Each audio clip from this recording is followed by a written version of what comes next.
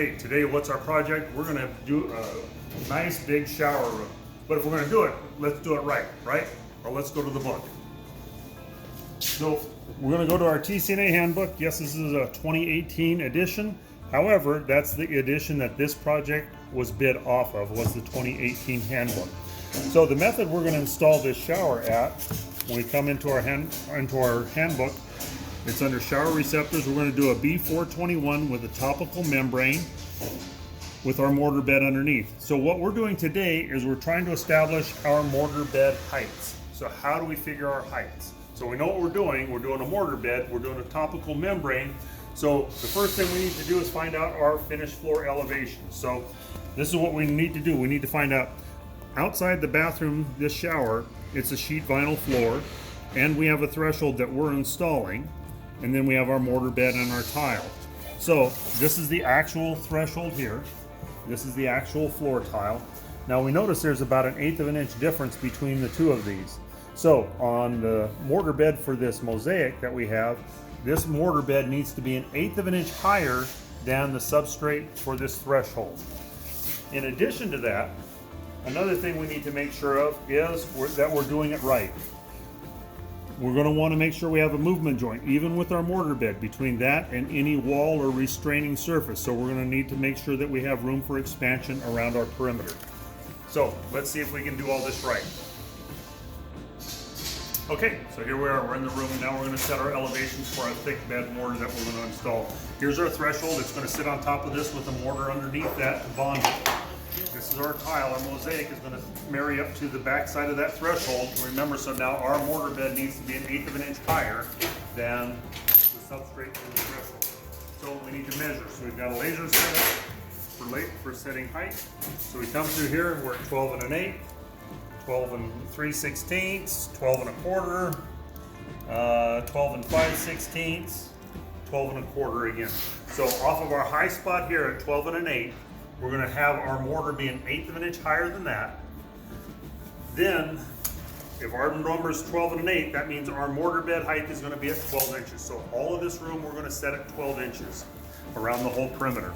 If this was a regular floor that we were installing, and not a shower or anything pitching to a drain, we would just set this height straight the same height through the middle of the floor, float it as a flat floor, and that would be it. However, since this is a bathroom or a shower room, we need to have a minimum of 1/4 inch per foot fall to the drain. So, with our installation here today, it's going on top of a cleavage membrane, which is a visqueen polyethylene film. And then we have that on the floor, then we have our mortar bed. We also have a reinforcing wire that's required since we're using a cleavage membrane. We notice this wire has these little bumps in it. It's a self-furring wire. Sometimes some people want to put that all the way on the ground thinking that's going to be enough to keep it up. No, what our guidelines tell us to do, this needs to be suspended in the middle of our mortar bed. Our mortar bed in this room is about 2 1/4 inches thick. So this needs to be about 1 inch off the floor. So it can be suspended in the middle of that 2 inches of mortar. What some people will do is we can either put the wire down first, put our mortar on top of it, and then lift it up. You can do that, or you can do as I've done here. You can put some mortar down first, then come in and put your wire in, keeping it away from the restraining surfaces. We see we've got our room for expansion, so once our mortar bed's in, we have room for expansion against the perimeter, so that's all good.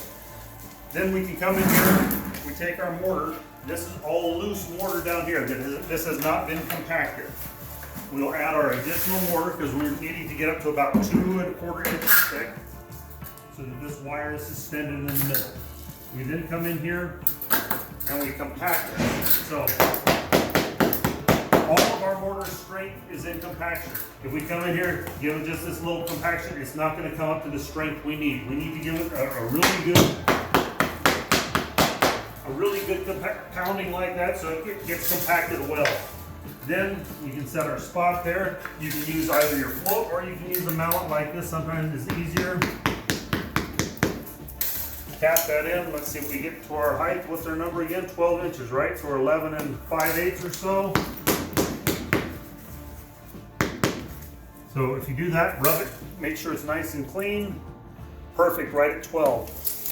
This is one of the most critical steps. Sometimes when I've had new apprentices set spots, they're in there all crooked. One spot on there is at the right height, but what spot is that? We don't know. So you want to make sure your spot that you install is nice and level, the spot itself. So it's nice and flat, so that all of our screeds. So we're going to take more mortar here. We're going to make a screed that comes off of this that we will compact. This will go over to the next spot that we install. We will put another spot over here. We will run a screed between the 2 points. We will take our edge. We'll come in here and we will float. We would come in here, we would float this off to that height with our screen all the way around the perimeter. Then from that, we would do our pitching to the slope to the drain. One thing we don't want to do is when we set this spot, I've seen guys come through, they set their spots and they compact the sides of it like that. We don't want to do that. That's a mistake. When you do that, you compact the sides. When you go to add the additional mortar up against that, now you have a place for shear right there. So we don't want that to happen. So you don't compact the sides of your spots or your mounds that you're putting your spots on. You come back, you clean this all off nice. Take your wood float, make sure your mortar is nice and flat around there. Clean that off.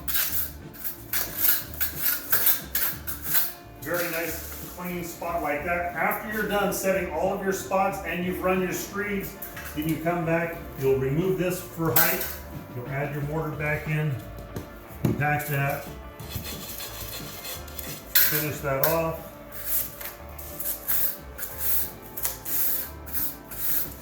And there we have a nice compacted clean corner. We remove that spot so we don't have something that's in there that's just loose.